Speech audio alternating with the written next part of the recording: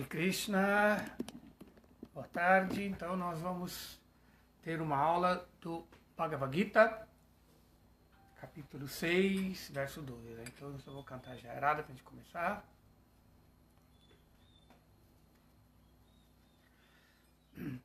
Jaya Radha Madhava Kunja Vihari Gopi Jana Vallabha Girivaradhari Gopi Jana Vallabha Girivaradhari Yashodanandana Brajajana Ranjana Yashodanandana Brajajana Ranjana Yamuna Tirovanachari Yamuna Tirovanachari Jaya Radha Madhava Kunja Vihari Jaya Radha Madhava Kunja Vihari Gopi Jana Vallabha Girivaradhari Gopi Jana Vallabha Girivaradhari Yashodanandana Brajajana Ranjana Yashodanandana Brajajana Ranjana Yamuna Tirovanachari Yamuna Tirovanachari Jaya Radha Madhava Kunja Vihari Jaya Radha Madhava Kunja Vihari.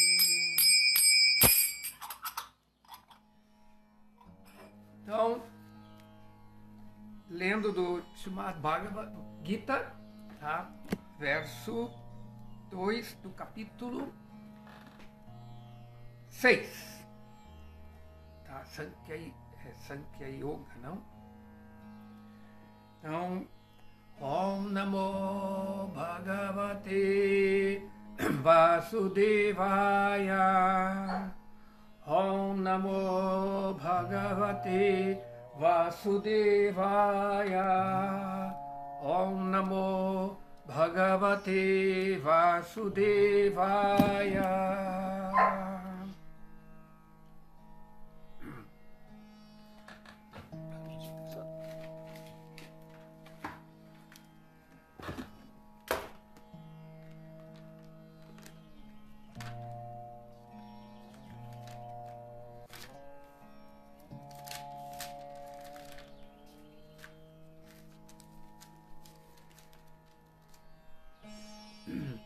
Yam Sanyasam iti prahur yogantam vidi pandava nahi asanyastatan kalpo yogi bhavati kaschana. Yam, o que? Sanyasam, renúncia, iti, assim, prahu. Eles dizem, Yogan, conectando-se com o Supremo, Tan, que, Vidi, deves saber, Pandava, ó filho de Pandu.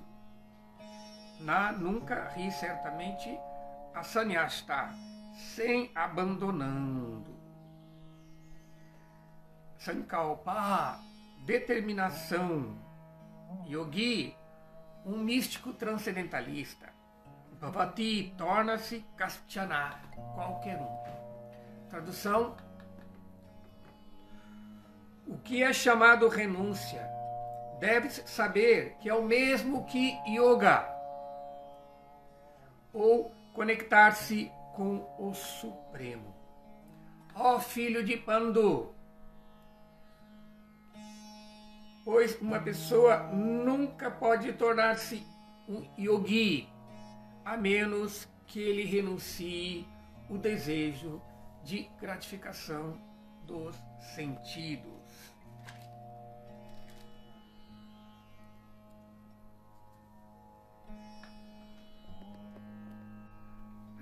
Significado por Srila Prabhupada.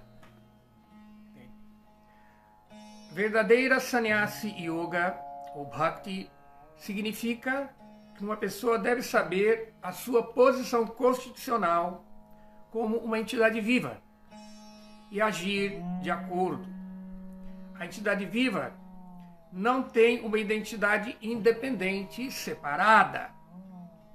Ela está envolvida pela energia material e está condicionada. E quando ela é consciente de Krishna ou ciente da energia espiritual, então ela está situada em sua vida verdadeira e seu estado natural. Portanto, quando a pessoa possui conhecimento completo, ela cessa toda a gratificação dos sentidos ou renuncia todos os tipos de gratificação de atividades de gratificação dos sentidos. Isso é praticado pelo yogi, que restringe os seus sentidos dos apegos materiais. Mas uma pessoa em consciência de Krishna não tem oportunidade para se ocupar com seus sentidos em nada que não seja para o propósito de Krishna. Portanto, uma pessoa consciente de Krishna, ela é simultaneamente um sannyasi e um yogi. O propósito do conhecimento e do controle dos sentidos, como prescrito nos processos de jnana e yoga, é automaticamente cumprido na consciência de Krishna. Se uma pessoa é incapaz de abandonar as atividades de sua natureza egoísta, então jnana e yoga não tem valor algum. A verdadeira meta é para a entidade viva abandonar toda a satisfação egoísta e se preparar para satisfazer o Supremo. Uma pessoa consciente de Krishna não tem desejo de nenhum tipo de gozo pessoal. Ele está sempre ocupado no gozo do Supremo. Uma pessoa que não tem informação do Supremo tem que, portanto, se ocupar em autossatisfação, porque ninguém pode situar-se na plataforma da inatividade. Todos os propósitos são perfeitamente cumpridos pela prática da consciência de Krishna. Om Jnana Timirandasya Jnananjana Shalakaya Chakshuru Militam Dena Tasmai Shri Gurave Nama Om Vishnu Padaya Krishna Prastaya Bhutale Srimati Bhakti Vedanta Swaminiti Namine Namaste Saraswati Deve Gauravani Pracharine Nirvishesha Shunyavadi Pastatya Desatarine Sri Chaitanya Manokistam Stapitam Jena Bhutale Tvayam Rupa Kadamayam Dadati Swapadantikam Vanchakalpatarubhyascha Kripa Sindhu Bhyaevacha Patitanam Pavanebhyo Vaishnavebhyo Namo Namaha Yang Sanyasam Iti Prahur Yogantam Vidi Pandava Nahi Asanyasta Sankalpo Yogi Bhavati Kaschana. O que é chamado renúncia deve-se conhecer como sendo o mesmo que yoga, ou conectar-se com o Supremo. Ó filho de Pandu, para uma pessoa não pode jamais tornar-se um yogi a menos que ele renuncie o desejo de gratificação dos sentidos. Então, este verso do Bhagavad Gita, que é chamado, às vezes, em alguns lugares que ele é chamado de Sankhya Yoga, mas a forma correta seria Dhyana Yoga. O 6º capítulo do Bhagavad Gita, ele nos ensina o processo de meditação. Tem muitas coisas aqui que estão presentes também no manual de yoga, chamado Yoga Sutra. Tem alguns versos. E aqui Krishna está falando sobre exatamente o mesmo tema que o sistema de Ashtanga Yoga, o sistema de meditação, prescreve, que como que a pessoa tem que controlar a mente, controlar os sentidos. Então, este verso número 2,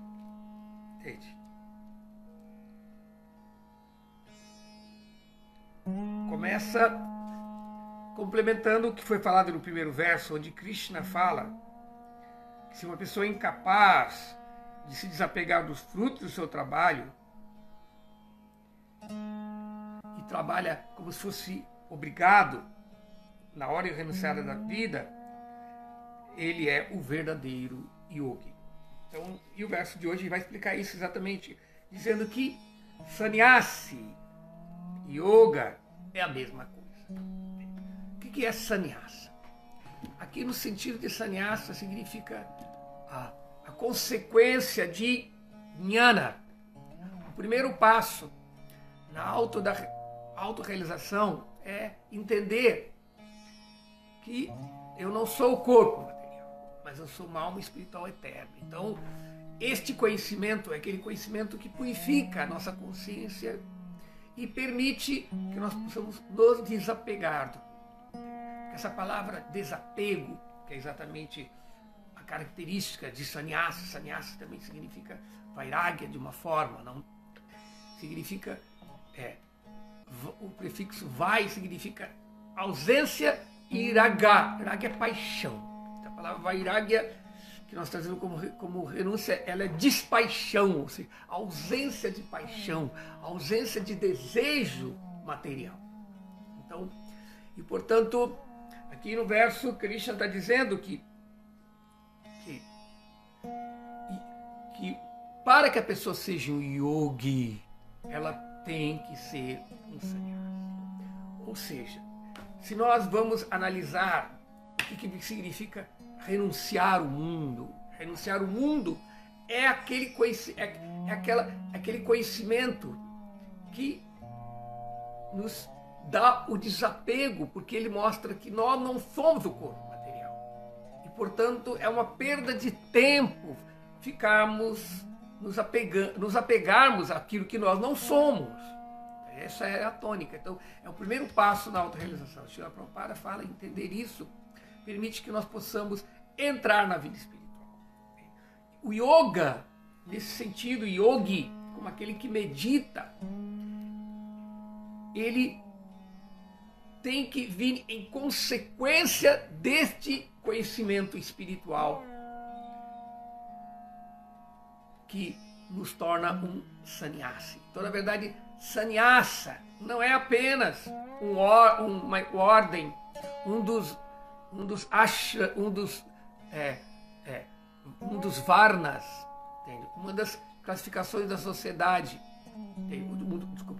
um dos ashrams, que veio depois de Brahmachari, Grihastha, Vanaprastha, depois a pessoa se torna sannyasa. O voto de sannyasi, ele é destinado àquelas pessoas que obtiveram conhecimento espiritual e, portanto, renunciaram ao mundo.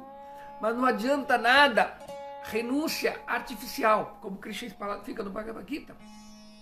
A pessoa pode restringir os sentidos dos objetos dos sentidos, mas se o desejo permanece na mente, na consciência, ele é um farsante. Então, Krishna ele deixa bem claro que renunciar ao mundo não é reprimir, não é repressão. Krishna deixa bem claro isso. esse conhecimento psicológico, Krishna já disse aí muito antes do Osho, do Reich, todos esses psicólogos da antirrepressão, não, que diz que a repressão ela não causa, ela é saudável mesmo do ponto de vista psicológico, etc. Entende? Então Krishna também, da mesma maneira, quando ele coloca o processo de renúncia, a renúncia tem que vir em consequência de parandristva nivartanti. Quando a pessoa sente um gosto superior e, portanto, ela fixa em consciência. Entende? Então, portanto, ela simplesmente não tem atração pelas coisas inferiores porque ele tem uma satisfação interior. Como diz Ramante Yogino Nante Satyananda Tijatmani, é dito que os yogis, eles sentem satisfação no eu. Entende? Ramante Yogi, porque eles estão fixos no Senhor Supremo. Então, esta condição que é chamada de yoga, o processo de yoga, ele é diferente do processo de jnana, mas ele é um coroamento do jnana. Jnana significa conhecimento discriminativo entre o que é real e o irreal. Tá? Esse é o primeiro passo, quando nós entendemos que não somos o corpo, mas Aham Brahmasmi, eu sou como ser qualitativamente igual a Deus como Brahman. Então, a minha natureza é espiritual, não do corpo. O corpo material é apenas algo um acidente para a alma.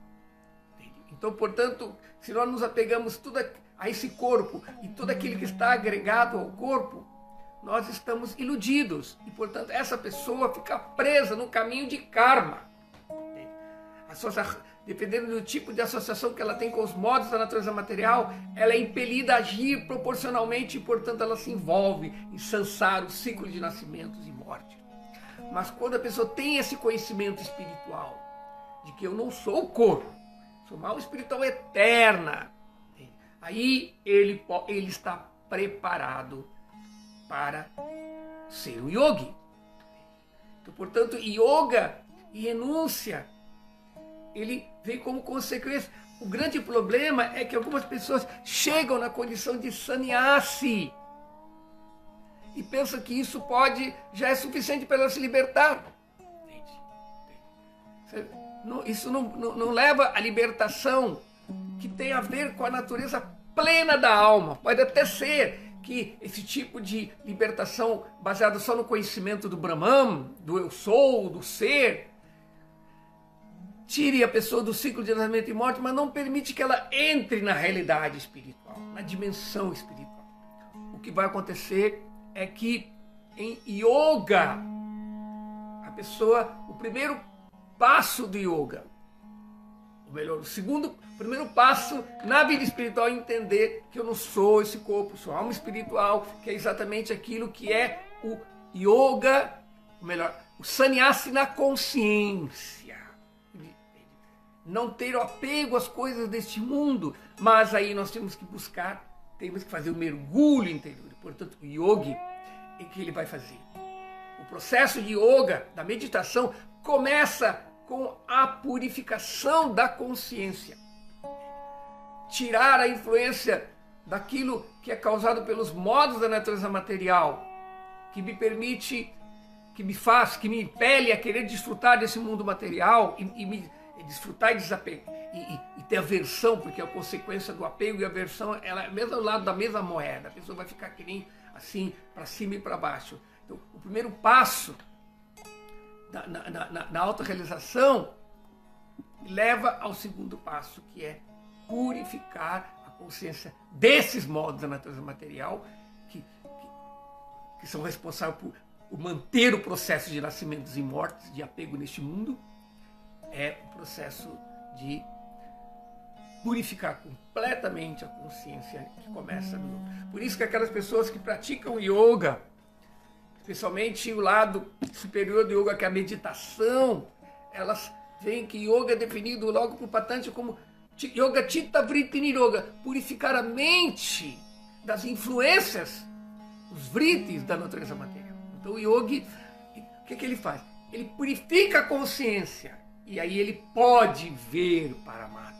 Então, a finalidade desse processo de yoga o yogis, eles são na verdade devotos. Krishna explica claramente na Bhagavad Gita que superior aos karmis, que estão apegados ao trabalho, presos ao trabalho desse mundo material, mesmo que eles sejam piedosos, não importa, superior ao karmis são os gyanis, aqueles que têm conhecimento espiritual, entendem a diferença entre o eterno e o temporário, o espírito e a matéria, e portanto querem se desapegar da matéria. Então agora, superior aos gyanis, que têm esse conhecimento, são os yogis. Porque os yogis, eles meditam em Deus no coração. Eles se abrigam no Guru interior, Antaryami. Nós temos que entender que Krishna explica na Bhagavad Gita, Sarvasya Chaham Hridi Samridito. Smriti Gyanam Apo. Eu estou sentado no coração de mim. De mim vem todo conhecimento. De mim vem todo esquecimento. E vem toda lembrança. Então, Krishna é o fator psicológico de todo conhecimento, de toda consciência. E nós somos unidade dessa consciência. Assim como temos eternidade, por sermos parte da energia espiritual de Krishna, nós também temos conhecimento, mas o nosso conhecimento, ele é relativo, ele depende de nós estarmos em comunhão com Deus e receber isso. Portanto, Paramatma é a realização de que Krishna, ele é a pessoa, ele é o mestre espiritual interno que eu me abrigo quando eu quero voltar para o lar, para casa. Então, os yogis, o verdadeiro yogi, como Krishna ainda explica, que este yogi que é superior aos gyanis, esse yogi é superior aos karmis. Agora, entre os yogis, yoginam api sarvesa, o mais elevado dos yogis é o bhakta. Por quê? Porque apesar do yoga, a meditação em Paramatma também ser um tipo de bhakti, mas geralmente as tradições Vaishnavas que enfatizam a meditação no Senhor Vishnu, eles consideram que bhakti é upasana, é meditação em Vishnu, é meditação. E esse tipo de meditação é chamado, de acordo com a psicologia das emoções, de rasa, é chamado Shantarasa. Os yogis têm essa relação. Então, este yogi, ele não pode ser uma pessoa que não seja um sannyasi. Porque se você pratica yoga sem entender a problemática da existência material, dos desejos materiais, dos apegos materiais que prendem, você vai utilizar as técnicas de yoga meramente para você desenvolver siddhis, perfeições. Porque o controle da mente, ele traz poderes. E qual é o poder que o yoga pode trazer? É o poder do samadhi. Quando a pessoa, samadhi significa quando a pessoa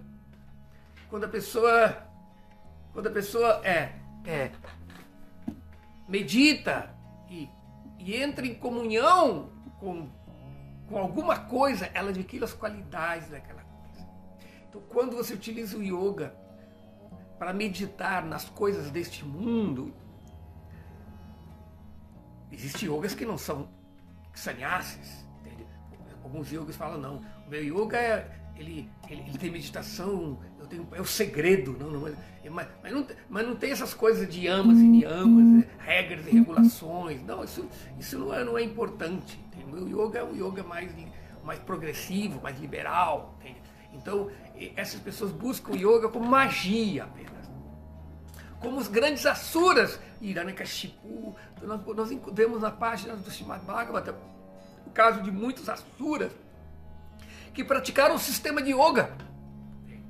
Praticaram o sistema de yoga e, portanto, meditando nos vibhuti, nas forças da natureza, na energia vital, eles puderam controlar o universo, adquirir as qualidades do universo e, portanto, obrigava os semideuses, como o Senhor Brahma, ou mesmo o Senhor Shiva, vir e satisfazer seus desejos. Então, por isso que yoga sem sannyasa, yoga sem o desapego da gratificação dos sentidos, não leva a bhakti. E não pode ser considerado como sendo bhakti. Certamente que o processo de bhakti é tão potente que mesmo que ele seja executado não da forma tão perfeita como o yogi, como o sannyasi, mesmo assim ele ainda pode purificar. Porque é dito que o yoga ele tem a finalidade de exatamente purificar a consciência para que nós possamos entrar na plataforma pura de bhakti. O que significa plataforma pura de bhakti?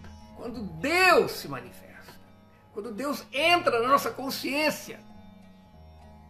E, portanto, a nossa consciência sendo pura, ele vem. Por isso que é dito que aquele estado de consciência em que Krishna vem, chama-se Vasudeva. Vasudeva era o nome de Krishna. E, portanto, assim como Krishna nasceu em Vasudeva, por Vasudeva, naquele estado, o estado chamado Vasudeva é aquele mesmo estado da nossa consciência que vai trazer Krishna. Vasudeva com Deva que trouxeram Krishna. Então, nós temos que nos tornarmos Vasudeva. Nós temos que nos situarmos na plataforma de Vasudeva, que também é conhecida tecnicamente como sendo Shuddha Sattva. Shuddha Sattva significa bondade pura. Não confundir Shuddha Sattva com Sattva Guna. E os três modos da natureza material, eles sempre estão associados uns com os outros. Eles nunca se encontram puramente. Então, o modo da ignorância, tamas, e o modo da paixão, eles são os principais modos que ficam assim competindo pela supremacia na existência material e, portanto, o mundo material é chamado mundo de dualidades, porque essa dualidade é causada exatamente por essa polaridade de Iraja e Tama, Raja e Tama, de Iraja e Tama, de Iraja e Tama. Existe um momento de equilíbrio, que é chamado Sattva, onde a pessoa tem consciência, ela controla Tamas e controla Rajas. Então ela fica num estado de equilíbrio. Mas ainda assim, porque este Sattva, ele é um processo de lidar com tamas e rajas, ele é material. Portanto, ele não é desejável. Ele pode criar um estado de felicidade, de alegria, de conhecimento, de bondade neste mundo, que nos dá um conceito ilusório de que eu posso ser feliz neste mundo, eu posso então, desfrutar de coisas sáttvicas, obras de arte, uma alimentação sáttvica, de uma vida sáttva na paz, tranquilidade deste mundo. É dito que esse processo de como chama? De Shantarasa, ele se baseia numa paz material. Mas como você saiu da paz material causada por Sattva Guna e entrou na plataforma, purificou a consciência, aí você está em Shuddha Sattva, bondade pura, que é exatamente o que o Patanjali fala, Yoga Chitta Vritti Niroga, purificar a consciência. Aí Deus vem. Isso que é exatamente o processo de que um verdadeiro sannyasi progressivo, ele tem que ser um yogi. Então Krishna está dizendo aqui, Yam Sannyasam Tu Prahu Yoga. Ele diz que o verdadeiro sannyasa é conectar-se com o Supremo. Yoga. Então, sannyasa sem yoga, ele cria sérios problemas. A pessoa pode renunciar ao mundo, ter um status de renunciante, de sábio perfeito, mas se ele não cultiva. Por isso que Bhakti Yoga é um processo progressivo. Bhakti Yoga não é apenas conhecimento de que tudo é maia, isso é maia, sexo é maia, gratificação dos sentidos é maia, tudo é maia, você tem que renunciar ao mundo. Essa não é errado, mas é apenas parte do conhecimento. É natural.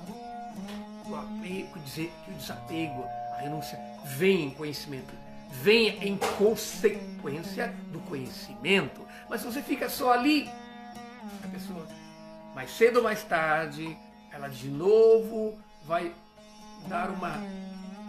se descuidar e vai ser atraído de novo pelos modos da natureza material. E vai de novo voltar o ciclo de nascimento.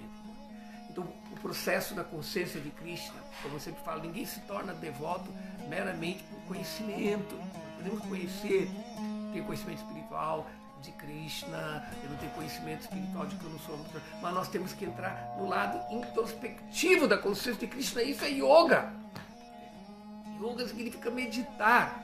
Por isso que no estágio avançado de yoga, às vezes chamado de Raganuga Bhakti, que ainda está na plataforma de regras, regulação, a pessoa, ela medita em Krishna, sendo inspirado no modelo de grandes devotos e associados eternos de Krishna. Isto é yoga.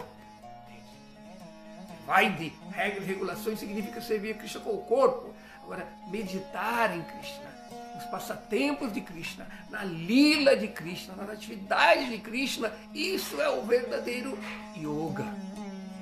Este yoga, ele nos coloca na associação com o Senhor Supremo, e o Senhor Supremo nos purifica e nos dá o conhecimento pelo qual nós possamos ter nossa relação com Krishna. Por isso que o processo de yoga em Kali Yuga, ele é muito difícil, o processo de meditação meramente com o controle dos sentidos. Você encontra às vezes algumas tradições mesmo, Vaishnava, Bhakti, alguns processos de meditação. Por exemplo, nós podemos ver no Srimad Bhagavatam que alguns devotos, eles praticavam Bhakti pelo processo de meditação, como por exemplo Dhruva Maharaj. Dhruva Maharaj, ele foi meditar na floresta. E aí o Senhor Vishnu se manifestou para ele, purificou e levou para Vaikuntha. Mas em Kali Yuga, o processo de meditação, mesmo com o Bhakti, é muito difícil de ser executado. As penitências, as austeridades que envolvem o processo de meditação são muito difíceis. Por isso o Senhor Supremo, muito misericordiosamente, ele, nesta era de Kali Yuga, ele viu que a meditação eficaz é nos santos nomes. Hare Nama, Hare Nama, Hare Nama, Aiva Kevalo, Kalau Nasteva, Nasteva, Nasteva, Gatira Nyataha. Nesta era de Kali, ele se repete 3 vezes. Não existe nenhum outro processo a não ser Harinama, Harinama, Harinama. E diz, em Kali Yuga, Nasti, Nasti, 3 vezes se nega, porque é dito que o processo de meditação, o processo de sacrifícios, o processo de adoração, de puja, que é feito, esse processo eram feitos nas eras anteriores, que tinham facilidade para isso. Em Kali Yuga são muito difíceis de ser feitos, apesar deles ainda serem feitos dentro de mas a força da meditação, a força do sacrifício, dos yagyas, a força do archana, da adoração dos templos da deidade, está como apenas uma forma de colorir, de criar uma variedade na mente para que nós possamos nos ocupar na atividade principal, que é Hare Krishna, Krishna Krishna, Hare Hare, Hare Rama, Rama Rama, Hare Hare, meditar nos santos nomes. Por isso que o Senhor Supremo deixou bem claro que quando você canta os santos nomes, todos os diferentes desenvolvimentos da vida espiritual vêm automaticamente. Porque os santos nomes, assim como no Padma Purana se descreve, Nama Chintamani Krishna Chaitanya Rata Vigraha Purna Shuddha Nitya Mukto Binna Tvam Namanamino. Que os santos nomes de Krishna, Nama Chintamani Krishna, ele é Chintamani, Chintamani significa que ele é como uma joia de consciência. No mundo espiritual, lá não tem os elementos materiais que temos aqui, pedra, terra, pau. Não tem. Lá é tudo joias de consciência. Tudo, mesmo a terra, a pedra, tudo que tem lá são conscientes. Então, portanto, Chintamani é aquela joia que transforma tudo em consciência. Na verdade, tornar em consciência significa espiritualizar. Porque a consciência está no espírito, a matéria não tem consciência. E, portanto, quando você espiritualiza, se torna tudo consciente. Então é dito que este processo de cantar os santos nomes nos dá essa joia perfeita. Assim como temos a história de Sanatana Goswami, né? Que uma pessoa procurando a coisa mais rica, mais opulenta, mais valiosa do mundo. E ele recebeu de Sanatana Goswami a pedra filosofal, que transformava tudo em ouro. Ele falou, agora eu vou ficar feliz, eu vou transformar tudo em ouro, não vou ter mais dificuldade econômica. Entende? Aí quando voltou para casa, assim, quando falou para a esposa, falou assim, mas você ganhou essa pedra de quem? Mas como ele te deu? Ele tinha? Sim, ele tinha lá. Quando eu pedi a pedra filosofal, ele foi atrás da choupana dele lá e uma pilha de lixo, lá tinha essa pedra, ele me deu. Aí ele falou, não, uma coisa errada. Se ele mantinha isso, uma pilha de lixo, ele deve ter algo mais valioso. Então, aí ele voltou e falou, é verdade que você tem algo mais valioso que essa pedra filosofal que você me deu? Ele falou, sim, mas primeiro você vá, jogue no lugar mais fundo do Ganges e venha que eu vou te dar. Aí ele foi, se desapegou. E aí, Sanatana Goswami deu-lhe o Mahamantra, Hare Krishna, Krishna Krishna, Hare Hare, Hare Rama, Rama Rama, Hare Hare. Então, portanto, o santo nome de Krishna, quem canta, o processo de cantar Hare Krishna é um processo alquímico, assim como os alquimistas eles queriam transformar o metal vil em ouro. O santo nome transforma tudo que é material em espiritual. Nama Chintamani. Chaitanya Rasa, e também ele é a fonte de todos os tipos de relacionamentos. Da sua forma mais pura, Rasa, Purna Rasa. Ele traz isso. E ele também nos liberta.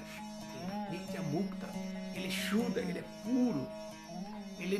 Então, os santos nomes têm esse efeito, porque ele não é diferente de Krishna. Então, o Senhor Supremo veio em Kali Yuga nos dando isso. Então, cantar de Hare Krishna é o processo de yoga. Entende? E, portanto, o resultado deste yoga, desta meditação, dos nomes de Krishna, é que a pessoa perder, ela automaticamente vai perder o interesse nas coisas desse mundo. Portanto, o processo da consciência de Krishna, que são o processo de Bhakti, Shravanam, Kirtanam, Smaranam, Padasevanam, Dasyam, Archanam, Dasyam, Sakyam, Atmanivedanam, vários processos para que a nossa consciência não apenas se desapegue do mundo, mas se apegue a Krishna, se ocupando em atividades dinâmicas.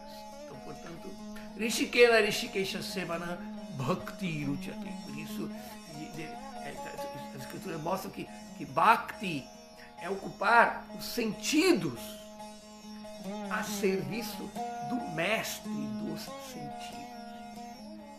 Então, portanto, Bhakti Yoga, ele é exatamente essa perfeição. É este sannyasi e este yoga. Começa ali. E aí o amor vem. O amor, ele vem como uma consequência de você sendo levado pelo conhecimento espiritual, querer se desapegar desse mundo, sannyasi, você se ocupou no processo prático de Bhakti Yoga. O processo de yoga que purificou a consciência, Narta Nivriti, aí você vai desenvolvendo as consequências, o apego, entende? O gosto, e aí, pela graça de Krishna e do Guru, o amor por Krishna desenvolve. Então, quando esse amor por Krishna desenvolve, nada mais se torna desejável neste mundo. Então, como Srila Prabhupada explica aqui o significado. quando a pessoa entende a sua posição constitucional como alvo espiritual eterna, ela tem que agir de acordo com esta realização. Não é apenas uma coisa teórica, entende? Porque a entidade viva, ela não é independente de Cristo. E quando você pensa que você é energia material, essa é a diferença da energia material. A energia material cria essa independência, mas a energia espiritual, ela cria unidade com Krishna, a identidade, o interesse nosso se torna interesse de Krishna. A energia material faz com que nós possamos ter interesses materiais. Então, nisso nos apegamos àquilo que é temporário. No plano espiritual, o apego ainda existe. O problema não é o apego. O problema é o objeto do apego. Se nos apegamos àquilo que é ilusório, vamos sofrer.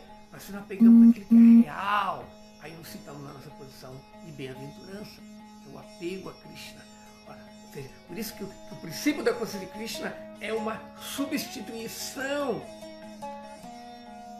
do que fazemos neste mundo. A única diferença é que você vai redirigir e colocar Krishna no lugar. Então, o processo da consciência de Krishna é o processo de krishnizar a nossa existência. Tá bom? Então eu acho que agora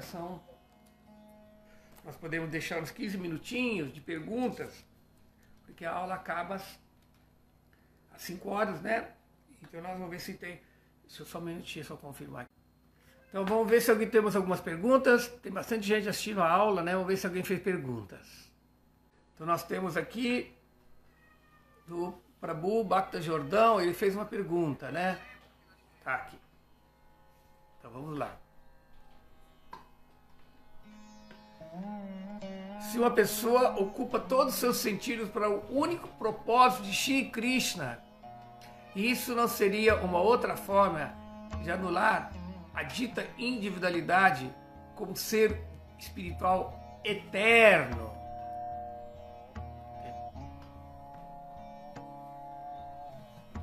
Não entendi muito a sua pergunta, mas acho que... Mas deixa eu dar uma olhada. Se a pessoa ocupa todo o seu sentido para o propósito de Shri Krishna, isso não seria uma outra forma de anular a dita individualidade como ser espiritual eterno? Muito pelo contrário. Quando a pessoa se ocupa todos os seus sentidos com o único propósito de Krishna, ela vai aniquilar o seu ego. O ego é um reflexo do nosso Swarupa, da nossa individualidade eterna. Como se... Não é uma dita individualidade. A alma, ela tem uma individualidade. E a individualidade dela é o tipo de sentimento, o bhava dela. Todos nós temos, por natureza, uma propensão de amar a Deus. E o propósito da consciência de Krishna é nos purificar para que essa proporção, para que nós possamos ter consciente dessa nossa proporção, desse tipo de bhava que vamos adorar a Krishna. Então, pelo processo de serviço devocional, nós vamos desenvolver esta emoção e ela vai se tornar rasa. Rasa significa um sentimento que nos dá satisfação plena. Então, a alma, ela é eternamente individual. Nós não podemos confundir a individualidade da alma com a individualidade do ego, que é um reflexo. Porque no ego nós pensamos que somos a matéria e, portanto, a individualidade se torna apenas uma circunstância material. Krishna explica no Bhagavad Gita. Jivera Jarupa Roy Krishna... Não, desculpe. Mamaivansho Jiva Loki. Jiva Bhuta Sanatana. Que essas entidades vivas, elas são eternas. Então, e o que garante a sua eternidade é exatamente a sua individualidade. E se a alma não tem individualidade, ela não tem uma relação com Deus. Porque esta individualidade cria a alteridade que permite o relacionamento pessoal. Então, o Senhor Supremo, sendo pessoa, quando nós realizamos o aspecto pessoal da suprema personalidade da divindade, que é Krishna, a alma, tendo as mesmas qualidades de Krishna, também tem uma personalidade latente, que é a sua relação com Krishna. No momento, essa personalidade, nossa personalidade, essa nossa natureza, está se identificando com o corpo, com a mente, que vira ego. Não pode... Os impersonalistas, os que seguem a filosofia do Advaita, eles consideram que diva e ego é a mesma coisa. Arrancar e diva é sinônimo, mas não é. É ao contrário. A individualidade da alma, o swarupa da alma, é o arquétipo dessa personalidade que neste mundo nós conhecemos.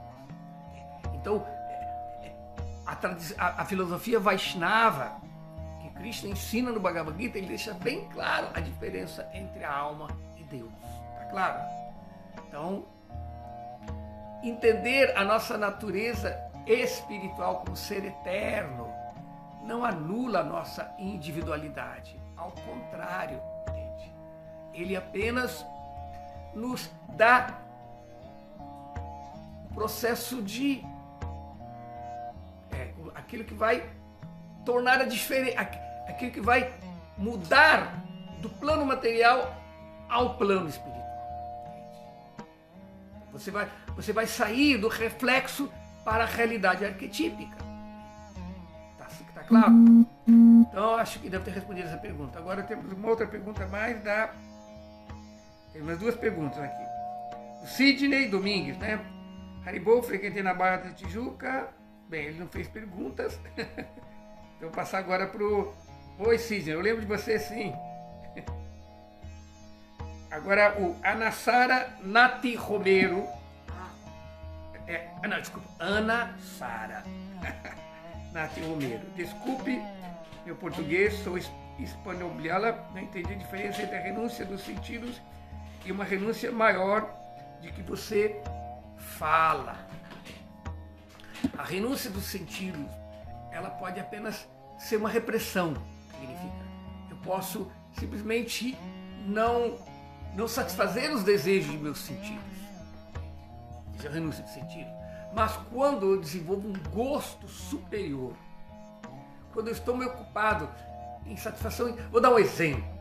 Todos nós usamos as coisas deste mundo para termos prazer, termos satisfação. Por exemplo, as pessoas sentem prazer num banquete, numa mesa bem servida, ou elas sentem satisfação numa paisagem, uma praia, uma cachoeira, ou então ela sente prazer numa música bem assim requintada, ou ela sente prazer na companhia de pessoas bonitas, ou de pessoas inteligentes, cultas. Então, essa circunstância faz com que nós possamos ter prazer. Mas nós podemos entender que o prazer não existe em nada disso. Ele não existe naquela comida, não existe naquela música, não existe naquela paisagem paradisíaca da natureza. Não existe.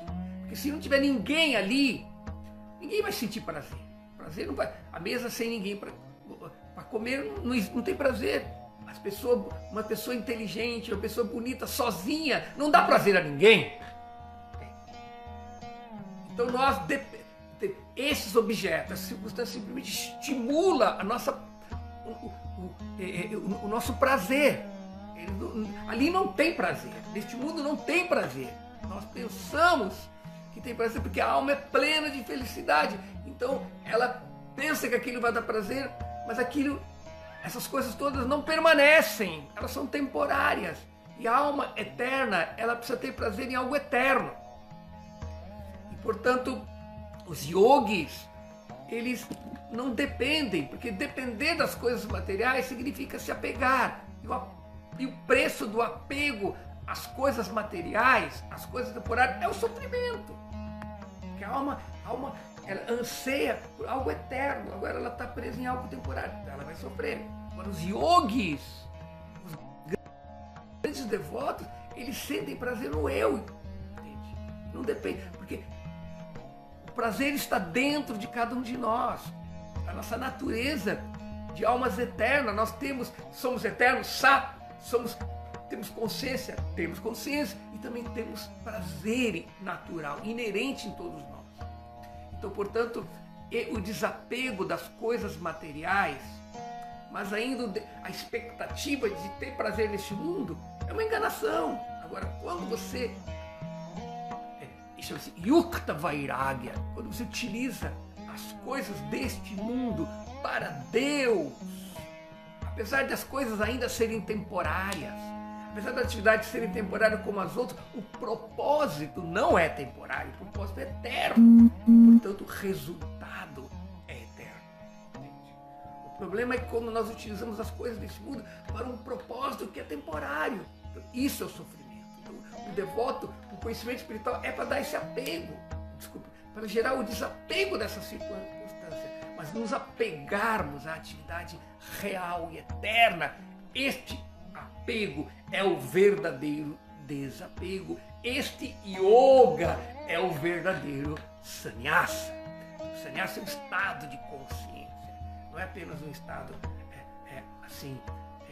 artificial, ou oficial, ou ritualístico, não. Tá? Então essa é a diferença entre o eterno. Né? Vamos ver se tem mais pergunta aqui agora.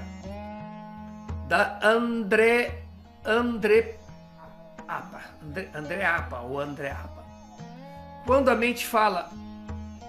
mestre fala de alma e que ela também tem uma característica individual, em alguns mantras a alma encontra o rio e funde-se no oceano da consciência. Então a alma não é essência divina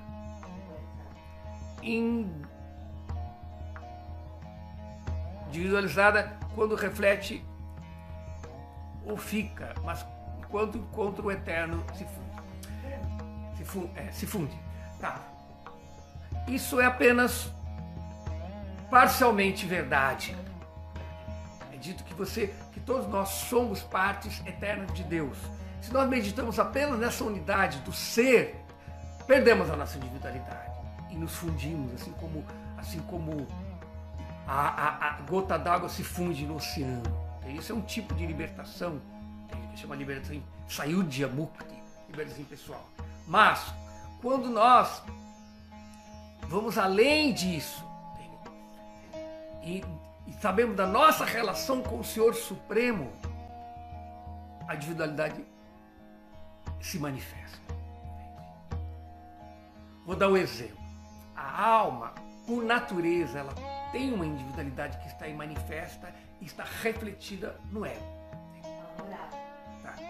Então, Bhakti não é o processo de só fugir do mundo material, mas também é garantir aquilo que permite você entrar na realidade espiritual. E o que permite você entrar lá é exatamente você entender a sua individualidade e desenvolver o relacionamento dela com Deus. Tá? Então, nosso tempo está esgotado. Mas obrigado pelas perguntas e até a próxima aula, qualquer dia desse. Hare Krishna.